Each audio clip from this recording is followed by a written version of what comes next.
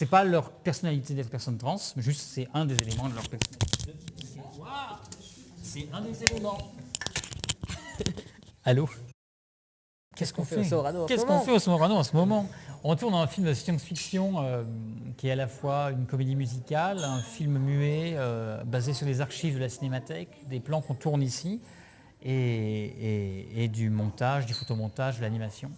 Ce genre de truc. Oui, ça a un lien de fou avec le ciné-concert, puisqu'en fait, on tourne là les plans qui vont être dans le ciné-concert.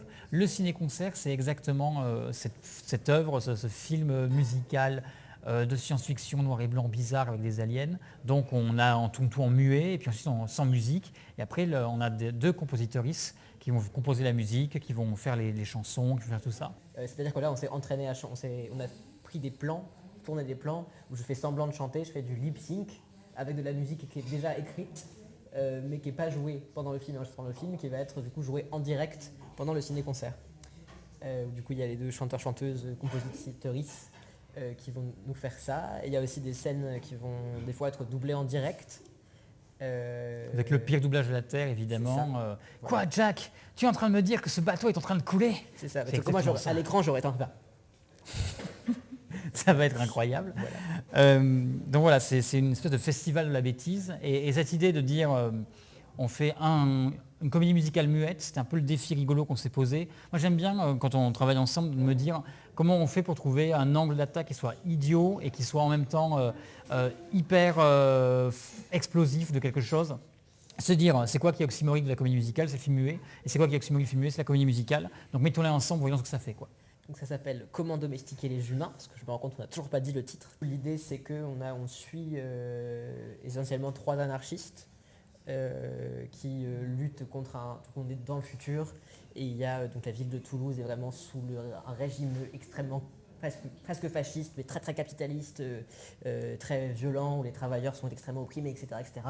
Et quand soudain des aliens gigantesques extrêmement vieux débarquent, et vont essayer de domestiquer les humains, de leur dire ça va pas, les conditions de vie dans lesquelles vous êtes sont vraiment terribles, c'est horrible comme vous vivez, et on va vous aider, on va vous emmener avec nous, et vous verrez, ça ira beaucoup beaucoup mieux.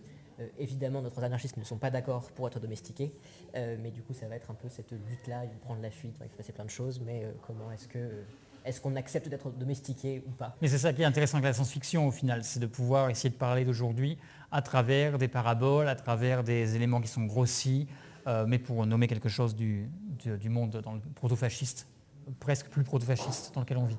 Une des choses de la compagnie aussi, c'est d'essayer de faire des représentations de personnes trans qui soient un peu variées et diverses, et qui ne soient pas forcément sur la transidentité. Là, une des spécificités, c'est que toutes les personnes à l'écran sont des personnes trans, mais qui ne sont pas dans des rôles forcément de personnes trans, juste qu'on d'autres rôles, qui sont par ailleurs des personnes trans, mais qui sont une socialiste qui par ailleurs prévoit des trucs comme des trahisons, des choses comme ça, peut être aussi une personne juste qui travaille la terre à un moment. Enfin, c'est pas leur personnalité d'être personne trans, mais juste c'est un des éléments de leur personnalité. C'est un des éléments. Allô? Oui, ce qu'on disait avant que le micro tombe, c'est que nos personnages n'ont pas comme spécificité et personnalité propre des personnes trans. En revanche, ils sont par ailleurs des personnes trans. Voilà, mais en gros, juste te dire, voilà, on va représenter les personnes queer, pas forcément par le prisme du fait qu'elles soient queer, mais juste de dire, on est des personnes qui font plein de choses différentes et qui ont des existences qui ne se résument pas à ça. Voilà. Oui.